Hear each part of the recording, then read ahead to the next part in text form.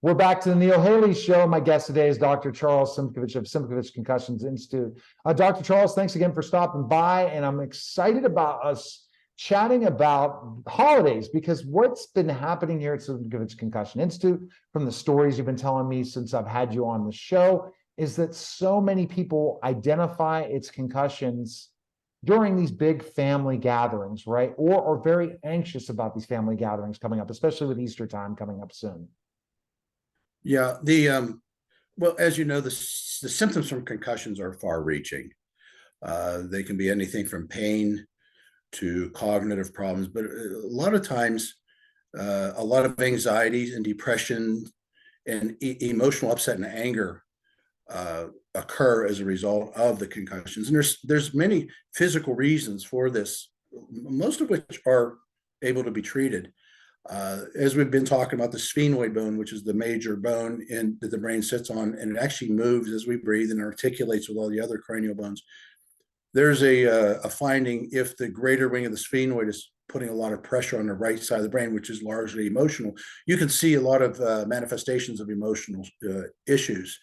Plus, you can have the emotional anxiety and depression just from feeling bad for so long. And one of the things I see with a lot of my patients is during family get-togethers, holidays, social functions, a lot of them don't go or participate because they could have an emotional meltdown. The noise bothers them. They can't take the noise. They can't take bright lights. So instead of participating, they just basically go live in their basement. And I've seen it quite a bit. I even have Amish patients who their kids can't go to attend church because it's just too much for them. Then you add to the fact that the pineal gland is also located in the sphenoid, right behind the pituitary gland.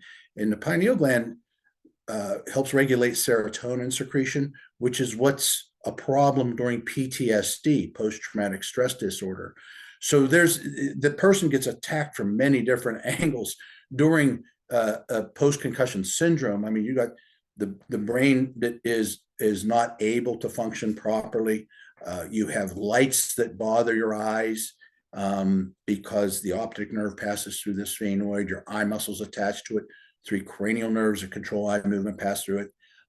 Your ears, a lot of times, noise bother you. So it's a real challenge for these people. And a lot of times they quit living life. I have a surgeon that was in a car accident. She was hit 70 miles an hour, and she couldn't practice for 2 years. She was living in her basement in the black with sunglasses on because she couldn't function because the challenges for cognitive and emotional challenges were too great. And she's back to work, working 40 hours a day. In fact, she's killing herself working, but we got her stable. But it was she lost 2 years of her life living in her basement, which was totally unnecessary. And this is the thing that I think people going into the holidays, if they feel these things, if they're anxious, depressed, have some of these symptoms, to contact you. Because a lot of times people have had post-concussions long time later, like they did them when they played basketball 20 years ago, or different things. And I'm wondering, why am I feeling this way? Why am these certain symptoms are happening? I wish that more and more health professionals would look out for this instead of right then put them on an anxiety pill, put them in certain things, say, you're depressed because of different reasons, and not look at, did you have concussions? I think more doctors need to ask that question. How many concussions did you have? You're dealing with all these different things. They have these mental health questionnaires. I wish that they would say how many concussions. That's got to be a hope for you as well, because there's so many families right now dealing with lots of pain and suffering and depression, and it could have been just because of a concussion, which is really a shame. Could be a lot of my patients with concussions, they get tired of being interrogated too. How do you feel today? How do you feel today? And that becomes a problem emotionally for them. I will say this: I think it's just a matter of educating physicians, because once I do speak to groups of physicians, they're excited. They want to know more. As you know, I spoke at the International College of craniomandibular orthopedics in Louisville in October, and I'm doing another speech in about 3 weeks with them. And lawyers, the Allegheny County Bar Association here in Pittsburgh is having me do a continuing education class for the personal injury attorneys, because they said the information out there, they don't have good information for their patients who have had concussions. We're going to teach these lawyers. They asked me to speak and teach to them, because several of the lawyers have done some expert testimony, have done really well for their patients. They got their patients in, we got corrected, and we got to be an expert witness in several cases. So as they say, so most of them are hungry to learn, and they get excited, and so it's just a matter of them learning. There's information out there and there's help out there, and this is very logical, time tested. It's been around. I've been doing it for over 30 years, and it's gotten the same results day in and day out for 30 years. The success rate's extremely high, and it's just doing the right thing at the right time for the right person. You diagnose, you examine, and say, okay, here's the cranial faults I'm finding. This is what you're going to see symptom wise. I mean, I had a lady who's 76 or 78 years old, flew in this week from Washington State. And she just had memory issues, and she had balance issues, and it's only her 4th day today, and her balance is probably 60-70% better, and her memory is back. Her friend took her to dinner, and she remembered where the dinner was, which would have never happened at the beginning of the week. Oh. So simple things like that are big things to those people who are suffering with those. So let's talk about the symptoms really quickly. If you have any of these symptoms and you've never seen someone like you, what symptoms are they? Just lay them out, the basic ones. Especially because how many people could raise their hand that are watching the show right now or listening that have been a basketball player, been a football player, been a hockey player, been a gymnast, been a cheerleader, been or had falls in their lives where ice and they landed on their head, or bumped their head if they're tall. All these things. What symptoms should they look out for that they need to contact you? Well, clearly headaches, memory issues, anxiety, reading problems, vision problems, balance issues, dizziness, nausea, sleep issues, insomnia, which is critical because the brain actually cleans waste out when you're sleeping. So if you're not losing sleep, the waste products actually build up in the brain. It's called the glymphatic system that cleans the brain. And if you're not sleeping, this doesn't work.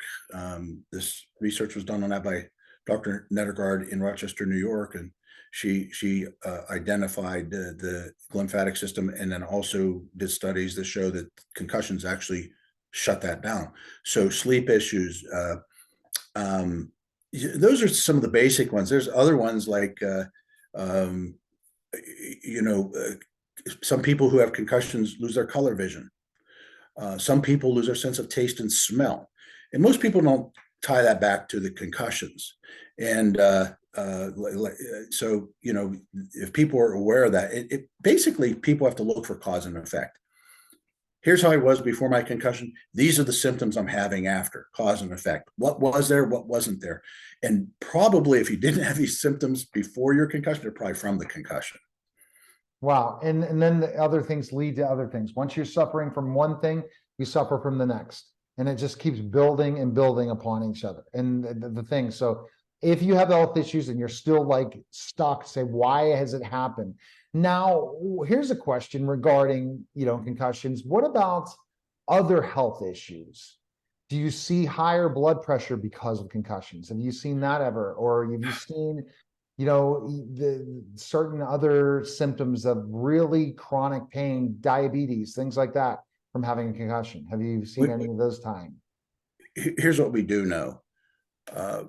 When we were doing our initial probing and investigating to try to figure out how to effectively treat concussions, we did scans, CT scans, MRIs, blood work. We even did urinalysis. We, for a while, even analyzed sputum. One of the findings we found a lot on scans were empty sella, which means the sella turcica is a part of the sphenoid that houses a pituitary gland. And here the pituitary was damaged. That means the pituitary gland is damaged. We found that in a high number of concussions. Then we started correlating it to blood work. Well, we started seeing hypothyroidism on a lot of these people. Well, back 30 years ago when I made that claim, basically people scoffed at it and brushed it aside. Well, now there's dozens of studies that they correlate hypothyroidism to concussion. So since the pituitary is the master gland and it tells everything organically what to do, they now consider irritable bowel syndrome and upset and digestive problems with concussions. There's studies done in the NFL, retired NFL players, multiple studies say they're 4 to 5 times more likely to have erectile dysfunction because the pituitary controls hormonal problems. I have women who are patients who don't menstruate for months on end or struggle to get pregnant. POTS, postural orthostatic tachycardia syndrome, which is rapid heartbeat based on posture, they're now tying that to concussions. And I have to say, majority of my patients who had a concussion and have POTS, the POTS goes away. It becomes a zero issue. So yeah, a lot of organic problems now we're finding do go away or are helped a lot through stabilizing the brain function. All right. The best place to go is SimkovicConcussionInstitute.com and connect with Dr. Charles today. He's on all social media platforms. Make sure you like and share the video. I appreciate it, Dr. Charles, for you stopping by during the Easter season. Make sure that you visit Simkovich Concussion Institute because you're going to be open and you're going to be ready to see patients, especially in those times, their breaks, especially coming from school and different things like that. So we appreciate it, Dr. Charles. Thank you, Neil.